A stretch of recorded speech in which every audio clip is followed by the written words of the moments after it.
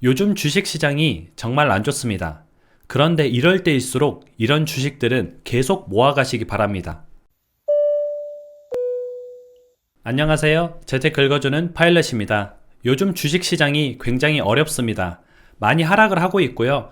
이럴 때일수록 우리가 좀 정신을 바짝 차려야 되는데, 그러면 우리는 어떻게 해야 되는지 한번 알아보도록 하겠습니다.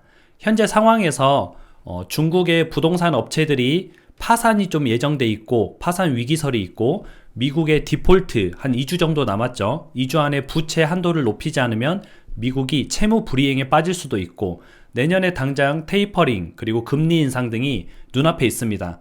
그러다 보니까 주식시장이 전체적으로 좀 힘을 못 쓰고 있는 거죠. 이럴 때일수록 그럼 우리는 주식을 다 팔아야 될까? 가지고 있는 주식을 전량 매도해야 될까요? 이런 포지션이 아니라 나누어서 조금씩 우량 주식들을 모아 가셔야 됩니다. 위기 때 부자가 많이 탄생한다 그랬죠. 정작 다른 사람들이 주식을 다 던질 때 우리는 주식을 좀 주술 수 있어야 되고요. 이 줍는다는 표현이 전 재산을 털어서 빚을 내서 마이너스 통장을 뚫어서 주식을 산다는 개념이 아니라 차곡차곡, 제가 얘기했듯이 눈이 오나 비가 오나 미국이 디폴트에 빠지나 디폴트를 해결하나 우리는 매달 적금처럼 계속 주식을 사가야 됩니다. 그런데 어떤 주식을 사야 되냐면 우량한 주식을 사야 돼요. 망하지 않을 것 같은 주식. 미국이 디폴트에 빠지더라도 이 회사는 망하지 않을 것 같다. 미국이 갑작스럽게 금리를 빨리 올려도 이 회사는 망할 것 같지 않다. 그런 회사들을 저점에서부터 조금씩 모아가야 됩니다.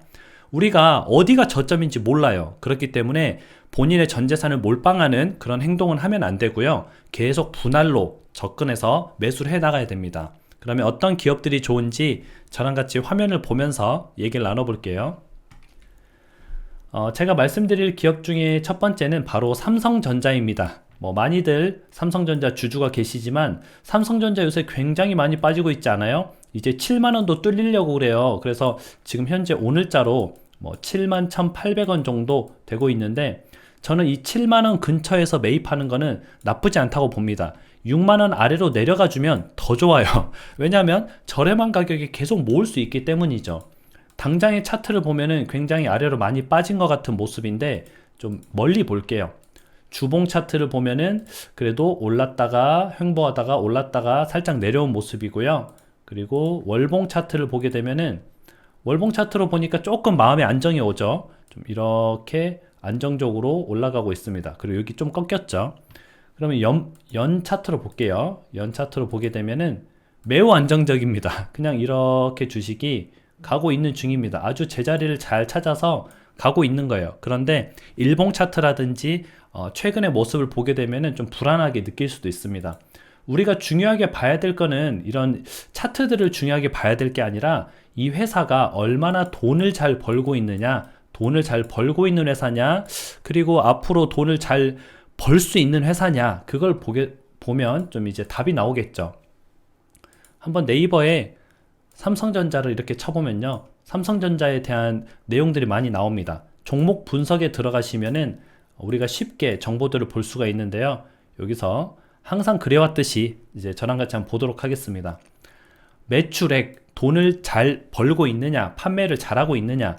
올해는 270조, 내년에는 300조, 그리고 내후년에는 327조를 벌게 됩니다. 그래프가 지금 매출액 그래프가 이렇게 올라가고 있죠.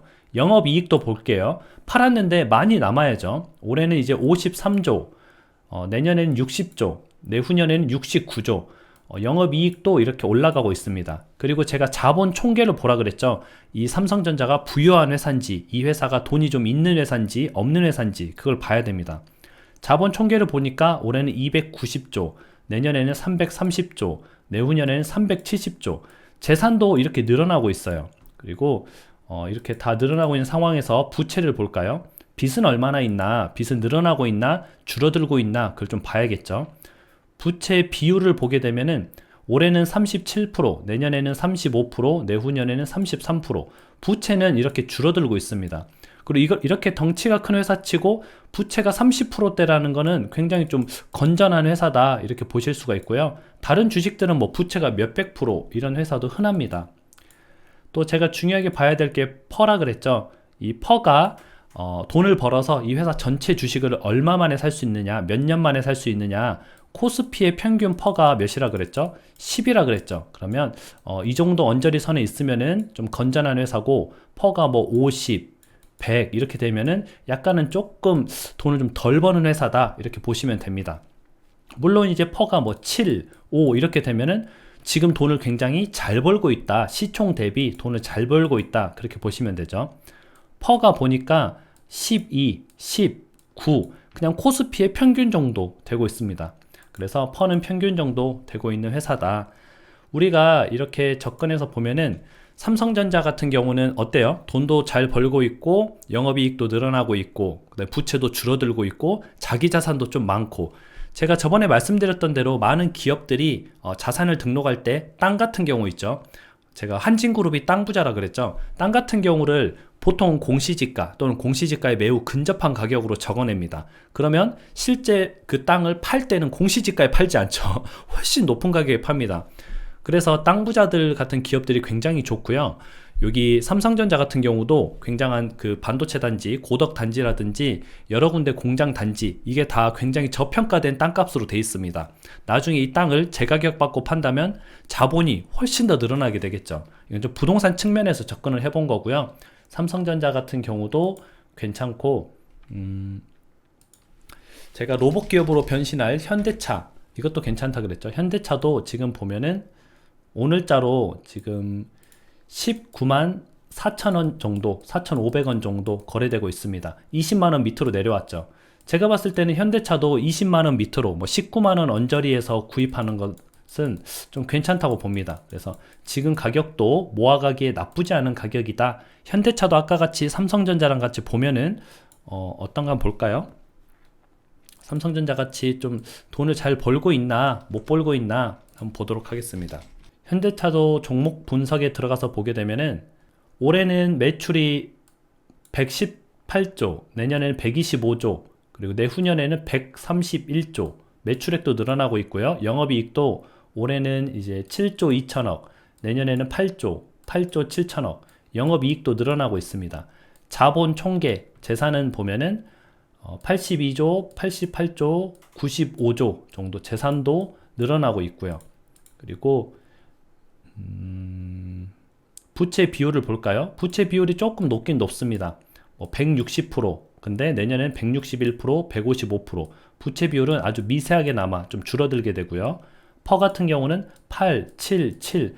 코스피 평균 퍼보다 낮습니다. 그러면 이 회사는 시총 대비 돈을 어느 정도 좀 잘 벌고 있구나, 이렇게 보시면 되고, 현대차가 요즘 굉장히 많이 좋아졌죠. 그래서 차가 많이 생각보다 예전보단 좋아지고 항상 잘 팔리고 있습니다. 그래서 현대차 같은 경우도 지금 고점 28만원, 29만원 가까이 갔었죠. 그거보다는 네, 죄송합니다. 굉장히 좀 많이 내려온 수치다. 지금 여기서 모아가는 것도 나쁘지 않다. 나중에 추후에 로봇 기업으로 변신한다 그랬죠. 로봇 기업으로 변신하는데 이게 성공하게 되면 주가는 더 많이 올라갈 가능성이 있다. 그래서 우리는 로봇 기업으로 잘 변신을 하는지, 그 스팟게 있죠. 그런 것들도 만들고 여러 가지 좀 로봇화 기업으로 많이 가는데, 로봇 산업이 성공을 하게 되면은 현대차도 완전히 좀 다른 기업이 되겠죠. 그리고 셀트리온이라고 있어요. 셀트리온이 우리나라의 최고의 제약회사인데, 셀트리온 같은 경우에는 일단 돈을 굉장히 잘 법니다. 돈을 잘 벌고요. 여러 가지 신약 개발도 많이 하고, CMO라 그래서 이제 오래된 약들, 이제 특허가 끝난 약들을 복제해서 만들어서 팔아서 또 돈을 벌기도 합니다. 셀트리온 같은 경우는 일단은 이게 어떤 주식이냐면 인내의 주식입니다. 호재가 뜨면은 내려가고요, 많이 팔았다 그러면 내려가고요, 실적이 좋다 그러면 내려가고, 실적이 안 좋다 그러면 더 내려갑니다. 그래서 굉장히 인내가 필요한 주식인데, 셀트리온 같은 경우도 최근에 많이 빠졌어요. 지금 뭐 27만원대에서 21만원대로 급격하게 좀 빠졌죠. 이 빠진 이유가 이제 코로나 치료제, 먹는 코로나 치료제가 나온다, 그래서 좀 빠졌는데, 제 생각에는 이거는 이제 공매도를 치기 위한 그런 내용이고요. 코로나 치료제가 셀트리온에서 차지하는 비중은 그렇게 크지 않습니다. 그리고 셀트리온 공매도의 표적 세력이기 때문에 여러 가지 악재 뉴스가 나오면 많이 빠집니다. 많이 빠져도 결국은 돈을 잘 버는 회사냐, 못 버는 회사냐, 그걸 봐야죠. 돈을 잘 벌면은 언젠가는 올라갈 것이고, 돈을 못 벌면은 못 올라갈 테니까 셀트리온의 그 돈을 잘 버는지 종목 분석을 보도록 하겠습니다. 여기 보니까 매출액이 올해는 2조 1000억, 내년에는 2조 6천억, 내후년에는 2조 9천억, 매출은 늘어나고 있죠. 영업이익은 8,800억, 내년에는 1조를 돌파합니다. 그리고 내후년에 1조 2천억, 영업이익도 늘어나요. 그런데 최근 3분기에 이제 셀트리온의 실적이 좋지 않을 것이다 뉴스 기사들이 이제 많이 나오면서 주가가 지금 하락하고 있는 모습이긴 해요. 그래서 근데 단기적으로 접근하지 말고 전체적으로는 좀 늘어나고 있구나. 자본 총계도 4조 1000억, 4조 9천억, 5조 9천억 조금씩 늘어나고 있고, 부채 비율을 볼까요? 부채 비율이 41%, 37%, 34%, 부채 비율은 한 40%대에서 30%로 좀 줄어들고 있다. 제약회사 치고는 부채 비율이 굉장히 낮은 거예요. 막 제약회사들은 부채 비율이 100%, 200%가 좀 허다합니다. 그리고 퍼 같은 경우 43, 36, 31. 퍼 자체가 조금 높긴 한데 셀트리온 같은 경우도 돈을 잘 벌고 있는 회사다. 그렇게 보시면 되고요. 지금 많이 빠졌을 때 21만원까지 내려왔을 때 현재 21만 4천원인데 21만원 가격대에서는 조금씩 매입하는 것도 나쁘지 않다. 좀 이렇게 보고 있습니다. 그래서 오늘 현대차, 셀트리온, 그 다음에 한 가지 더 추가하자면 제가 또 괜찮다고 생각하는 게 바로 대한항공. 대한항공도 오늘 많이 빠지긴 했죠. 오늘 많이 빠졌어요. 이럴 때 조금씩 모아가야 됩니다. 대한항공 같은 경우도 오늘 많이 빠져서 31,800원까지 내려왔는데 3만원 아래로 또 떨어진다면은 조금씩 추가 매입을 하는 것도 괜찮습니다. 그래서 대한항공 같은 경우도 땅 부자고 우리나라 뭐 이루 말할 거 없는 1위 항공사죠. 그런데 아시아나를 인수하면서 1위가 독보적이 되고 거의 뭐 독점 항공사가 됩니다. 앞으로는 독점을 하지 않겠다 했지만 뭐 이미 독점이 됐는데 돈을 많이 벌 수밖에 없겠죠. 표 가격 같은 경우도 이제 본인들이 정할 수밖에 없습니다. 대한항공이 아시아나를 인수하면은 일단 대한항공, 그리고 또 어디가 되죠? 대한항공 자회사인 진에어, 그리고 아시아나를 인수했으니까 아시아나 자회사인 에어서울. 여러분들 에어서울이 서울 게 아니라 아시아나 겁니다. 그리고 에어부산, 이것도 부산이 아니라 아시아나 겁니다. 그래서 총 항공사가 하나, 둘, 셋, 넷, 5개가 한 회사 거가 됩니다. 그러다 보면은 독점적으로 좀 돈을 많이 벌 수 있을 것이다. 앞으로 항공 수요도 좀 늘어나겠죠. 위드 코로나 되면은. 그리고 제가 말한 대로 대한항공은 땅 부자기 때문에, 물론 한진칼이 지주회사지만 대한항공이 땅 부자기 때문에 염두해 보시면은 좋을 것 같습니다. 그래서 여러 가지 지금 오늘 알아봤던 게 삼성전자, 현대차, 그리고 셀트리온, 그리고 대한항공까지 알아봤는데요. 이런 주식들은 지금 상황에서 조금씩 분할 매수를 해가면 좋습니다. 어떻게 분할 매수를 해요? 뭐 2천만 원어치, 1억 원어치 이렇게 분할 매수를 해요? 그게 아니라 매달 적금 넣듯이 여러분들이 적금을 넣죠. 어떤 분은 30만 원 넣는 사람도 있고, 어떤 분은 매달 100만 원 넣는 사람도 있고, 어떤 분은 매달 500을 넣는 사람도 있어요. 그래서 내가 적금을 넣는 대신에 이런 우량한 기업들을 분할 매수해서 요즘 같이 장이 안 좋을 때, 제 생각에는 뭐 내년이나 내후년에도 장이 안 좋아질 수 있어요. 그런데 접근을 주식을 1년으로 해야지, 6개월로 해야지, 이게 아니라 10년 동안, 내가 10년 동안 이 회사에 투자했는데 이 회사가 계속 성장할 것이다, 망하지 않을 것이다, 그런 회사에 장기 투자하시기 바랍니다. 나중에 여러분들 생각에 뭐 10년 후에 삼성전자가 3만 원이 돼 있을까요? 아니죠. 훨씬 더 올라 있겠죠. 그리고 뭐 현대차가 로봇 기업으로 성공했으면은 10만 원으로 내려올까요? 그때는 뭐 40만 원, 50만 원이 될 수도 있고, 셀트리온이 공매도한테 항상 힘들지만 돈을 잘 벌고 있고, 우리나라의 제1의 뭐 제약회사죠. 그 제약회사가 또 계속 성장을 해나가면서 회사도 커질 것이고, 셀트리온 3사가 합병한다는 이슈도 있고, 여러 가지 이슈들이 좀 있고, 대한항공 같은 경우도 뭐 보나마나 사람들이 여행을 많이 가겠죠. 뭐 타고? 아까 말했던 저 5개 항공사 중에 하나를 타고 가겠죠. 5개 빼면은 티웨이랑 제주항공 2개 있습니다. 5대2의 싸움이에요. 누가 이길까요? 당연히 대한항공 그룹이 이길 걸로 보고 있습니다. 그래서 대한항공 그룹 안에서도 가장 탄탄한 대한항공을 투자하는 것도 나쁘지 않다고 봅니다.